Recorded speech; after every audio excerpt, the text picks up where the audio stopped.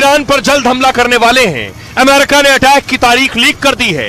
Reports के मुताबिक इसी हफ्ते अमेरिका ईरान पर बम बरसा सकता है। ईरान की चारों ओर से घेराबंदी हो चुकी है। 2 दिनों में अगर समझौता नहीं हुआ तो एक और जंग छिड़ सकती है। नमस्ते दोस्तों, आज हम बात करने वाले एक बहुत ही सीरियस और इम्पोर्टेंट टॉपिक पर यूएसए और ईरान के बीच बढ़ते हुए तनाव के बारे में, जिसमें अमेरिका ने अपने एडवांस फाइटर जेट F-35 को भी तैनात किया है। क्या इस जंग की नई शुरुआत है? आइए समझते हैं।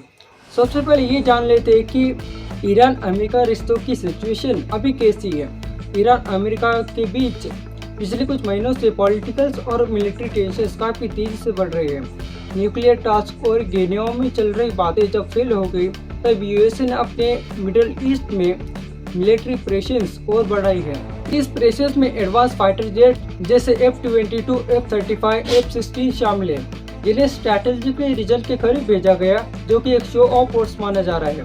F-35 एक 5th generation stealth fighter jet है, जो कि बहुत एडवांस टेक्नोलॉजी के साथ तैयार किया गया एयरक्राफ्ट है।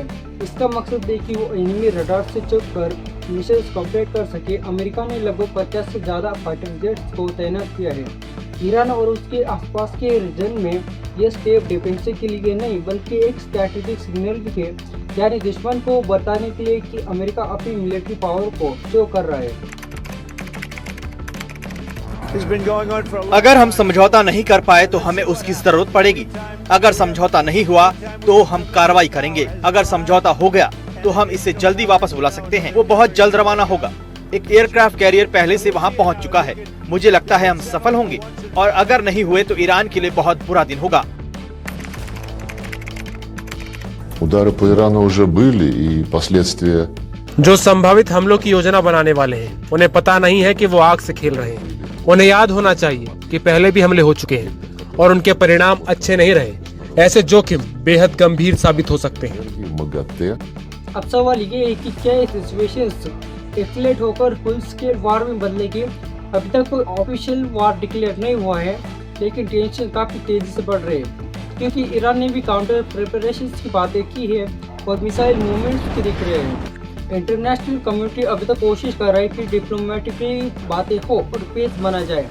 अगर वार शुरू होगी तो इसका इम्पैक्ट सिर्फ 2 देशों तक सीमित नहीं रहेगा। Middle East oil supply, stock markets, global stock markets, international oil agencies, इन सब पर इसका इफेक्ट पड़ेगा।